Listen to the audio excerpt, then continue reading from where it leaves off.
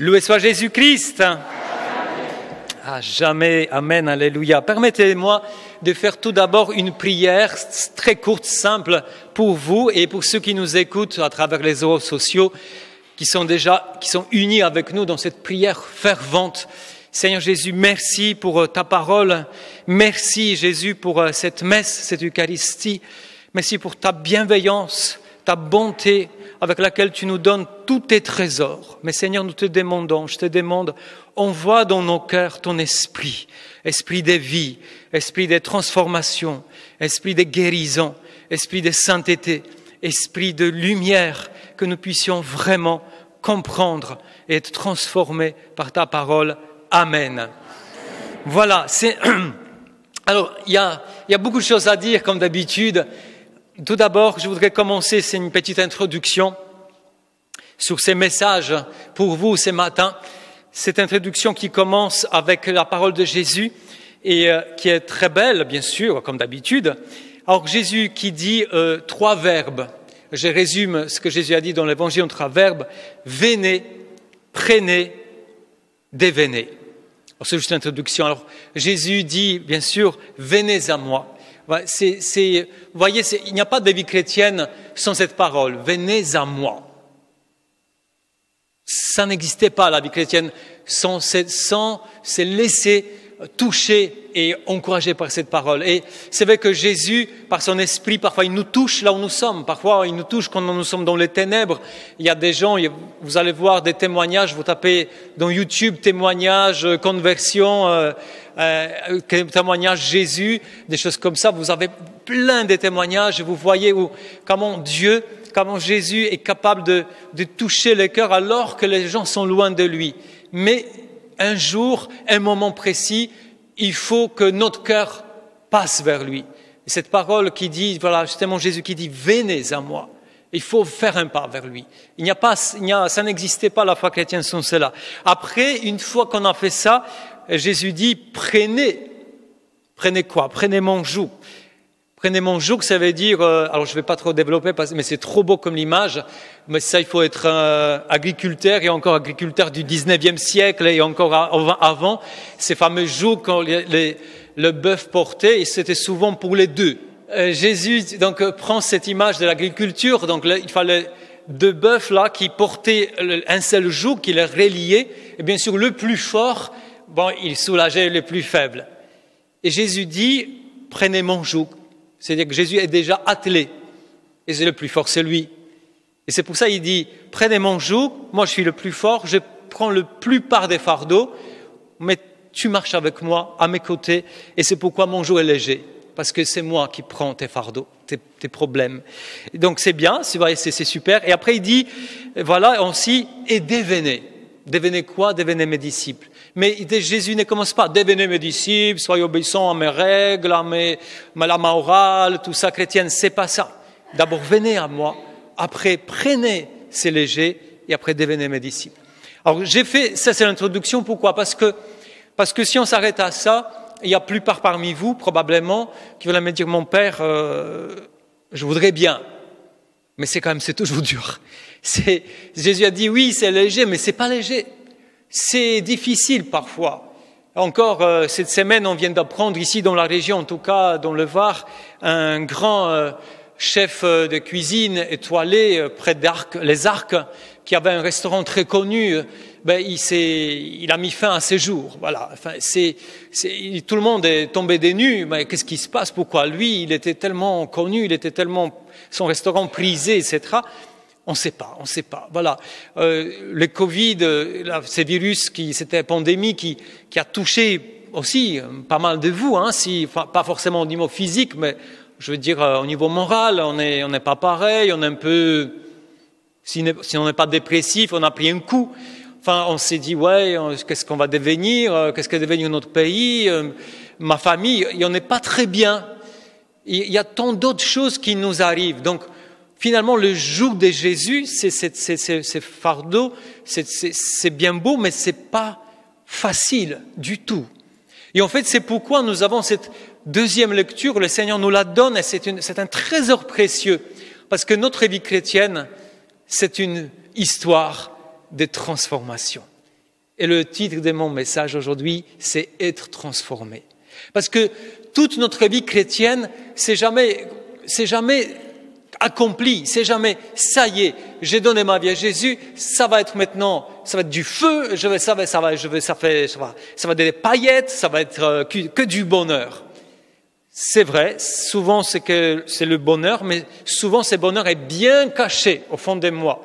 Parfois je pleure, parfois j'ai pas envie du tout de me réjouir, mais mystérieusement le bonheur est là. Mais moi je pleure en même temps. Et du coup, ma vie, notre vie, c'est sujet à être transformé sans arrêt. Ou bien, comme dit saint Paul, de gloire en gloire. Je passe ma vie d'une transformation à l'autre. Et cette transformation passe par quelqu'un. Jésus nous dit par sa parole que cette transformation passe par le don, mais pas n'importe quel don. C'est pas par une méditation transcendantale ou par une énergie particulière pour me soulager ou par une philosophie un peu cachée, juste pour les initiés. Cette transformation passe par une personne divine qui s'appelle le Saint-Esprit. Amen ou pas amen? Et ça, c'est justement, cette deuxième lecture nous parle de cela. Saint Paul, mais à travers Saint Paul, c'est Dieu qui nous parle, nous dit que quelle importance dans notre vie chrétienne tient le Saint-Esprit de Dieu, la troisième personne de la Trinité. Et même pour notre vie, même pour notre cheminement chrétien ordinaire, spirituel, non parlons, même si on veut faire abstraction de problèmes de notre vie, eh bien, même ceux qui ont rencontré un jour Jésus, au début c'était tout beau, tout flamme, ouais Seigneur, avec toi je peux tout faire, je vais transporter les montagnes. C'est bien, mais quelques mois plus tard, ou un an, ou quelques années plus tard, ouais, c'est dur. Au début, oui Seigneur, tu peux tout transformer en moi, c'est trop bien, tu es vivant, super. Quelques années plus tard, Seigneur, oui, tu peux transformer tout, mais j'ai galère. Alors, c'est pour cette transformation qui passe par l'Esprit Saint. D'ailleurs, je vous rappelle que Jésus nous l'a dit, nous a annoncé. Il faut écouter sa parole. Jésus nous a dit, il vaut mieux que je m'en aille. Il vaut mieux que je m'en aille. Ah oh, non, Seigneur, reste avec moi tout le temps. Jésus t'a dit, non, il vaut mieux que je m'en aille. Parce que si je ne pars pas, l'Esprit Saint ne viendra pas vers toi, à toi, dans ta vie. Donc, Jésus nous l'a prédit, nous a dit, nous a averti. Et c'est-à-dire que si Jésus disait ça, ça veut dire que, autrement, donc Dieu fait un pas de plus vers nous, du coup pas par Jésus là, mais par le Saint-Esprit. Et comme vous voyez dans la Bible, vous voyez l'Esprit Saint agit dans la vie des prophètes. Et l'Esprit Saint visite des personnes. Mais il y a une grande différence. À partir que Jésus parte, eh bien, l'Esprit Saint ne nous visite plus. Vous allez me dire, ah mais non, comment? Si, il me visite. Oui, mais autrefois, l'Esprit Saint visitait. Mais maintenant, comme s'il venait de l'extérieur. Maintenant, Jésus nous a dit, maintenant, il va habiter en vous.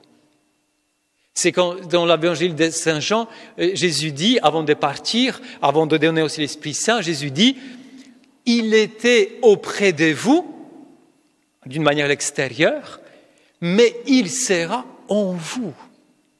Et Saint Paul nous dit aujourd'hui, vous êtes la demeure de l'Esprit Saint. Mais pour être la demeure de l'Esprit Saint, il faut le savoir que c'est prévu comme ça. Et il faut le désirer. Et Saint Paul, quand il utilise cette image de demeure, de demeurer, en fait, Saint Paul, derrière tout ça, il utilise l'image d'une maison. Une maison, c'est-à-dire que quand Saint Paul dit, par exemple, cette parole aujourd'hui, il dit vous n'êtes pas sous l'emprise de la chair, mais sous celle de l'Esprit, puisque l'Esprit Saint, l'Esprit de Dieu habite en vous. Qui était sous l'emprise? Une maison, quand elle était habitée par quelqu'un, c'est lui qui habitait la maison autrefois, c'était le maître de la maison. C'est pourquoi il y avait le maître, donc la maison était sous l'emprise du maître. Ou si vous êtes chez vous, dans votre appartement aujourd'hui, c'est vous le maître de votre appartement. Ce n'est pas un petit invité, encore pire, un voleur qui s'incruste. Vous êtes le maître de cette maison. Et cette même image, Saint Paul nous dit que le Saint-Esprit était prévu pour être le maître de notre maison, la maison de notre cœur, la maison de notre vie, de notre âme, de notre personne. Et si il y a ces combats en nous, parce que c'est nous qui décidons qui est le maître de ma vie. Alors il y a certains qui disent, le maître de ma vie, c'est moi-même. Alors, je peux faire, ça c'est mon corps, c'est à moi, mon âme, c'est à moi, c'est moi qui décide. Quand vous vivez un peu dans votre vie, dans notre monde, quand vous traversez un tout petit peu les épreuves, des maladies et d'autres épreuves, vous vous rendez vite compte que c'est pour dire le maître de ma vie, c'est moi, c'est vraiment une bêtise incroyable. Parce que souvent, on ne se sent pas du tout maître de nous-mêmes. Il y a des gens justement qui se tournent là quand il y a des épreuves. Mais Seigneur, Seigneur ou autre chose, au secours, s'il y a quelqu'un, aidez-moi. Alors c'est là où on cherche des choses et parfois on tombe sur des choses mauvaises pour nous. Et c'est pourquoi la parole de Dieu nous le prédit, nous avertit. Nous sommes toujours libres. Mais la parole de Dieu nous dit, il est prévu que le Saint-Esprit de Dieu, l'Esprit des bontés, l'Esprit des guérisons, l'Esprit des lumières, l'Esprit des saintetés, soit le maître tout entier de ta maison, ce que tu es. Mais c'est à toi de le choisir. Il ne peut pas s'imposer, il ne peut pas forcer. Et c'est pourquoi nous sommes toujours constamment traversés, notre vie est traversée par ces transformations. Et quand on ne choisit pas le Saint-Esprit, justement, souvent on est malheureux. Et malheureusement pour nous, on est parfois amené avec cette souffrance qui grandit en nous à mettre fin à nos jours. Parce qu'on se sent tellement écrasé par la souffrance, par le non-sens de cette vie, qu'on n'en peut plus. Et il y a une solution. Il y a une solution. Et Dieu, le Seigneur nous a donné cette solution. Elle est à notre portée. À partir du jour de la Pentecôte, le Saint-Esprit était donné à notre monde. Il n'est jamais réparti au ciel. Il est toujours au milieu de nous. Mais c'est à nous de le vouloir, de le désirer, de l'inviter. Et c'est tellement simple, mais en même temps tellement compliqué, parce que nous sommes parfois compliqués. Et voyez, donc, être transformé. Comment être transformé? Bien sûr, le premier point, vous avez compris, c'est inviter cet esprit, le désirer, mais pas genre, oui, je t'ai baptisé un jour, forcément, à partir du baptême, à partir de ma confirmation, le Saint-Esprit en moi. C'est comme si il y avait cette situation dans un diocèse en France. Alors c'est un peu chaud parce que l'évêque était invité du diocèse à présider la messe. Vous imaginez à Saint-Roch, il est là, il préside la messe pour vous et qui prêche justement bien. À la sortie, il salue les gens. Il y a une jeune fille, une adolescente qui sort pour saluer aussi l'évêque. Il dit avec toute cette innocence et cette ferveur, dit « Monseigneur, est-ce que vous avez déjà reçu le Saint-Esprit ?»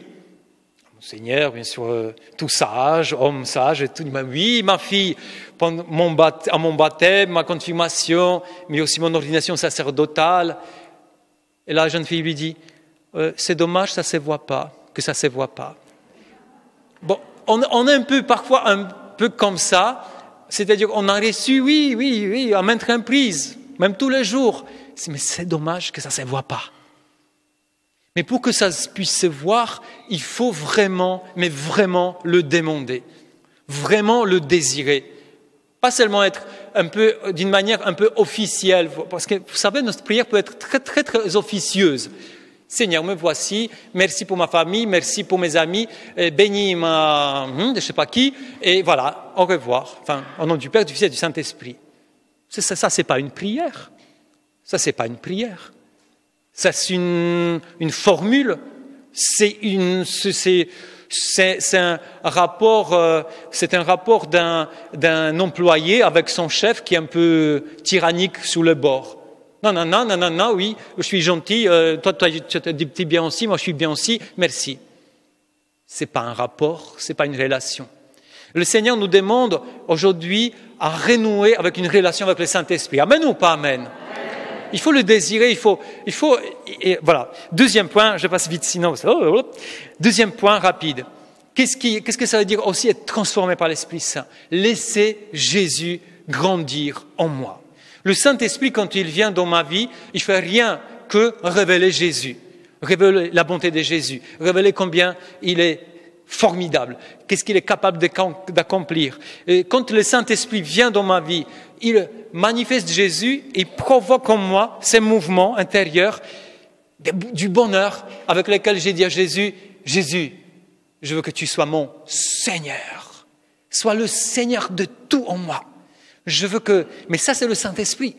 Ça, c'est lui qui dit, qui nous provoque, qui nous ouvre à Jésus, qui nous dit, Jésus, prends toute la place. Regarde, toute cette maison que j'ai donnée de ma vie au Saint-Esprit, Jésus, je veux que tu sois là partout, que tu règnes partout là, dans mon salon, on va prendre un apéro avec toi, je veux prendre un apéro avec toi, mais aussi pas seulement, on passe aussi aux toilettes. C'est pas un lieu à visiter normalement, mais Jésus, je veux que tu sois partout. Dans ma salle de bain, ma toilette, mon WC, mon cagibi où je cache des trucs vieux qui ne servent à rien, poussiéreux, passe partout. Ça, c'est le Saint-Esprit, ça fait grandir Jésus en moi. Je suis de plus en plus rempli de lui. Et du coup, même quand il y a des tempêtes qui s'abattent sur ma vie, les tempêtes ne vont pas me vider de moi-même parce que oui, en partie, oui, je vais être atteint. En même temps, il y a Jésus, le rocher qui sera là. Et la tempête va se casser le dent contre Jésus. Amen ou pas amen? Mais ça, c'est important. Ça fait partie des transformations. La transformation, elle s'appuie sur Jésus, sur ces rochers puissants. Et après, donc, du coup, qu'est-ce que ça veut dire dans notre vie quotidienne? Comment faire grandir Jésus en moi? Par exemple, quand j'ai lu la Bible, j'espère que vous lisez la Bible, ceux qui nous regardent, qui nous suivent. Mais ce n'est pas seulement pour lire la Bible, pour avoir des connaissances. Ah oui, j'ai lu toute la Bible. Ou mon père, si vous voyez la violence, si vous voyez des gens qui, à l'époque, qui étaient un peu... c'était dur, tout ça. Après, Dieu qui a demandé... Mais ça, c'est des connaissances au niveau purement intellectuel. Mais tu n'as encore rien compris que Dieu se manifeste par sa Bible, que Dieu passe par sa parole pour te toucher, pour te transformer justement. Encore, quand on prie, encore la prière, on ne présente pas justement cette liste de courses devant Dieu. Oui, Seigneur, bénis ma famille, et encore guéris mon neveu, et encore restaure, donne-moi les choses. On dirait que c'est une liste de courses. Non, c'est pas non plus pour s'épanouir spirituellement. Seigneur, que je puisse atteindre le sommet de ma vie. Oui, c'est bien, mais c'est pas ça encore la prière. Ça vient, mais surtout c'est un dialogue avec Jésus. Il veut me dire des choses. Et moi, je peux lui dire aussi des choses. C'est une relation. Ou bien encore quand Jésus nous dit d'aimer son prochain, ça fait partie de cette grandir en Christ. Mais aimer mon prochain, ça ne veut pas dire obéir au commandement. Ah oui, Jésus m'a dit ça, je suis une personne, un mouton, voilà, je dois obéir parce que c'est mon berger, je ne réfléchis pas, j'avance. Ce n'est pas non plus accumuler des points. Ah ouais, aujourd'hui j'ai aidé 2 personnes, 1 point, 2 points. Demain il y aura encore 2 points. Ou bien c'est pas non plus gagner une place au paradis.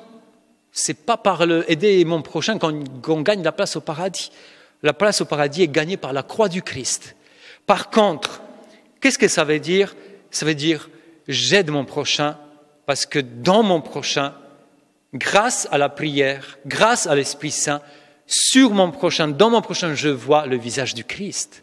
Amen ou pas amen? Parce que Jésus a dit, tout ce que vous faites à l'un de ces petits, c'est à moi que vous le faites. C'est pour ça que j'aide mon prochain. Donc tout ça, ça me fait monter, ça me fait grandir dans le Christ.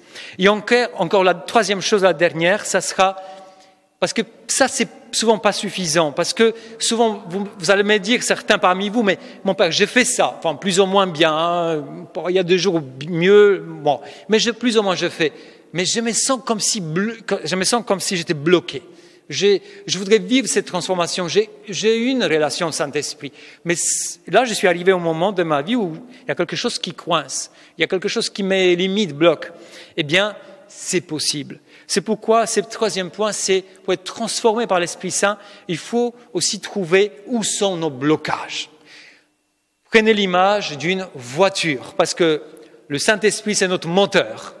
C'est lui qui nous fait avancer dans la vie. C'est lui qui nous passe d'une transformation à une autre. Mais dans cette même voiture, il n'y a pas que de moteur. Ça m'est arrivé plusieurs fois, même récemment. J'entre dans ma voiture pour venir, par exemple, à la paroisse Saint-Roch. J'allume la voiture, tout tourne comme il faut. J'appuie sur l'accélérateur, ça n'avance pas. Eh bien oui, parce que le frein à main, il était bien serré. Et il y en a parfois dans notre vie, tout marche bien, le Saint-Esprit est là, la voiture est là, tu es là au volant. Par contre, tu as oublié que ton frein à main est serré. Et le frein à main, ce sont nos blocages. Il faut les identifier. Pour les desserrer le frein à main, il faut les nommer. Sinon, tu vas dire, ouais, j'aime Jésus en général. J'ai une relation Saint-Esprit en général. Mais finalement, en fin de compte, c'est un tout petit peu virtuel, excusez-moi. Et du coup, on a besoin d'identifier. Je vous aide un peu. Alors, 3 exemples. Quels sont ces blocages? Qu'est-ce que ça peut être? Par exemple, l'orgueil, dans le sens que c'est lui qui sait quoi déjà arrivé. Ah, mon Père, vous savez, je connais déjà. Jésus, j'ai pris 1 fois par semaine. Après, je fais une neuvaine au Saint-Esprit. Après, j'ai fait une prière formidable au Père. Et de temps en temps, les rosaires. Super, je connais tout. Ah, vous êtes déjà une personne sainte, canonisable. Là, il vous manque seulement la couronne de sainteté, une auréole. Là, c'est déjà merveilleux. Non, j'ai quoi tout compris. Je suis déjà arrivé. J'ai tout expérimenté. Il me manque que la résurrection des morts. Je suis déjà fait. C'est bon. Ça, c'est l'orgueil. Ça, c'est l'orgueil parce que avec Dieu est infiniment grand. Il nous dépasse infiniment plus que nous pouvons imaginer. Il y a toujours quelque chose à expérimenter avec lui, à découvrir des choses nouvelles. Deuxième point, la peur. La peur de devoir bouleverser ses repères. Eh bien, si je fais entrer Dieu vraiment partout en moi, alors qu'est-ce qu'il va me faire faire? La peur. Remettre en cause ses convictions. Parce que c'est tellement facile, c'est tellement formidable quand j'aimais Jésus, un peu là. Après, j'aime aussi d'autres choses. Je vais piocher un peu ailleurs, des petits reiki par-ci par-là, des petits, les énergies, ceci, cela, un peu l'astrologie, machin. Je me fais un petit truc sympa, mon petit monde, ma petite croyance à moi. Et ça marche, mon Père. Oui, peut-être ça marche, mais un jour vous allez payer une facture salée, vous allez venir, mon Père, tout s'écroule dans ma vie, je ne sais pas qu'est-ce qui se passe. Eh bien, le Seigneur nous dit, vas-y, avance, donne-moi toute ta maison, ouvre largement, partout, les portes, partout, dans les placards, dans toutes les pièces. Et encore une troisième limitation, ça peut être limitation, défaut, enfin pas défaut, mais blocage, c'est la culpabilité par contre. Il y a ceux qui sont dans l'orgueil et les autres qui sont dans la culpabilité. Ah, mais non, moi je suis tout petit, moi je suis un chrétien qui connaît pas grand chose, moi je suis incapable, c'est déjà bien que je veux pas finir en enfer, peut-être. Bon, voilà, après, mon Père, tout ce que vous dites, la transformation, enfin, c'est pas pour moi. Moi, déjà, si je veux pas souffrir comme ça, si je souffre comme ça dans ma vie, c'est déjà bien, mon Père. D'ailleurs, qu'il faut souffrir avec la croix de Jésus. On se prend pour Jésus, carrément. Là, voilà, moi, je dois souffrir. Ah, allez, flagellez-moi, allez. Ouais, non, Seigneur. C'est pas ça l'évangile non plus. C'est une culpabilité qui est malsaine. Ah, je suis tout petit, chrétien anonyme, regarde devant. Le Seigneur veut te transformer. Il veut transformer ta vie. Quand Dieu voit ta vie, il voit la vie d'un enfant chéri. Quel père voudrait le malheur à son enfant? Quel père, quelle mère voudrait qu'un enfant soit blessé à vie? Quel père voudrait que tu sois toujours dans les trous pendant toute ta vie? Il y a certains qui osent dire que ça, c'est la foi chrétienne. Ce n'est pas la foi chrétienne. C'est à des milliers de kilomètres de la foi chrétienne. Par contre, il est là. Il est pour toi, il n'est pas contre toi, il veut transformer ta vie. Est-ce que tu le veux? C'est une question, hein? Est-ce que tu le veux?